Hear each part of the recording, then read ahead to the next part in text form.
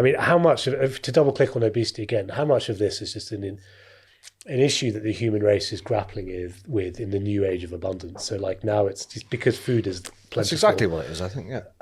We'll just adjust to that accordingly. We'll learn not to have so many donuts every day because we'll figure it out that actually.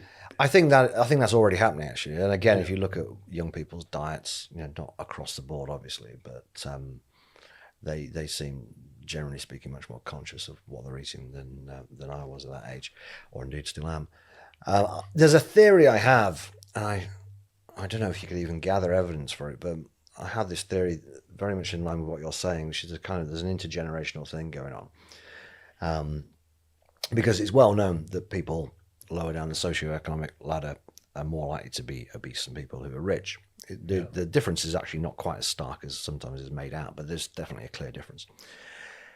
And I wonder whether, because we've had a shift from sort of a manufacturing economy to a service economy, it's going to take a while for people whose forefathers were in heavy industry to adjust their diet accordingly. Yeah. If you're in heavy industry, you can eat whatever you want, and the more the merrier, really. You're just going to burn it off.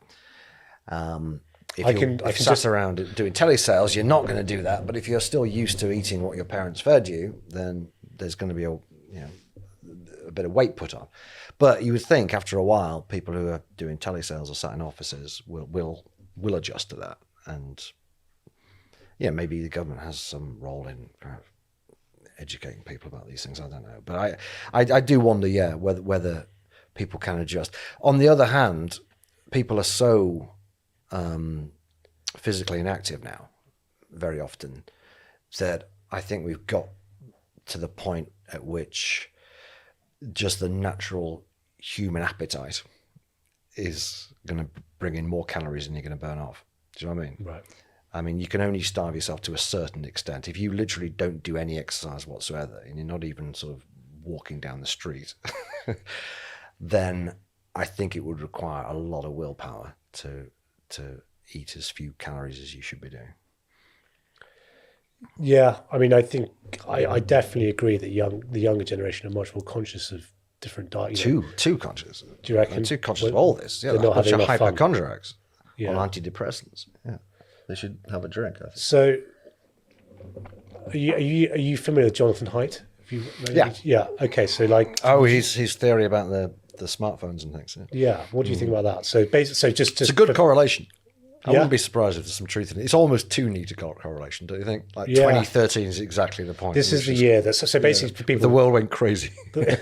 People watching or listening, Jonathan Haidt is a really respected psychologist who argues that the social media effectively particularly for young girls, and I can see this as a father of two little girls, that has created more anxiety amongst young people and more kind of self-conscious and more.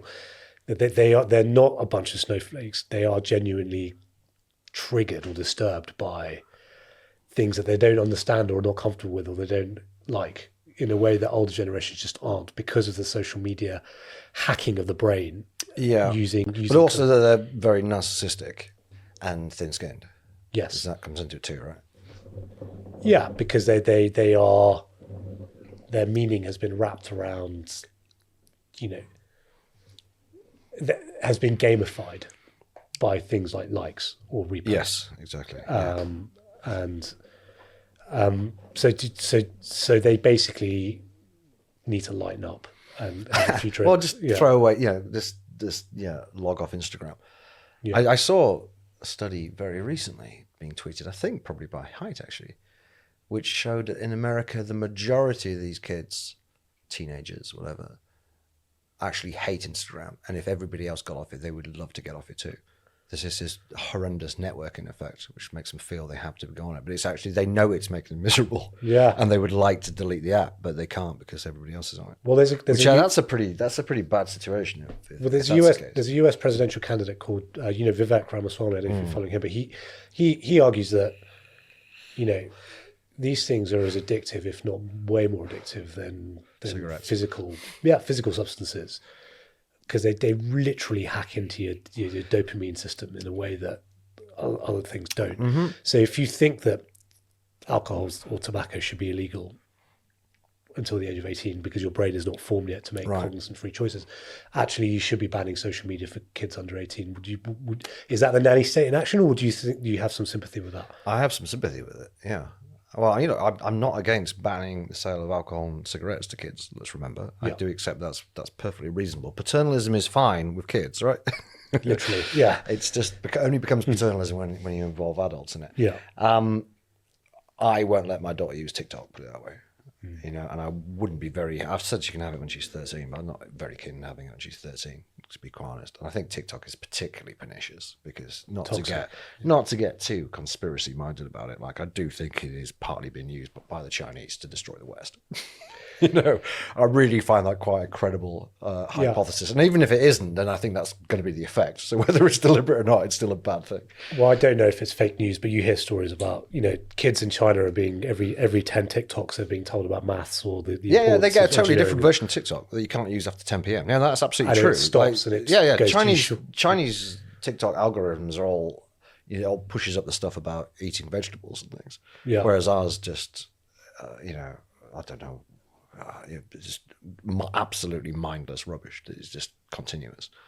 So look, I agree. I think we are engaging in an experiment with young people. We have no idea what the consequences are going to be, and they might be okay.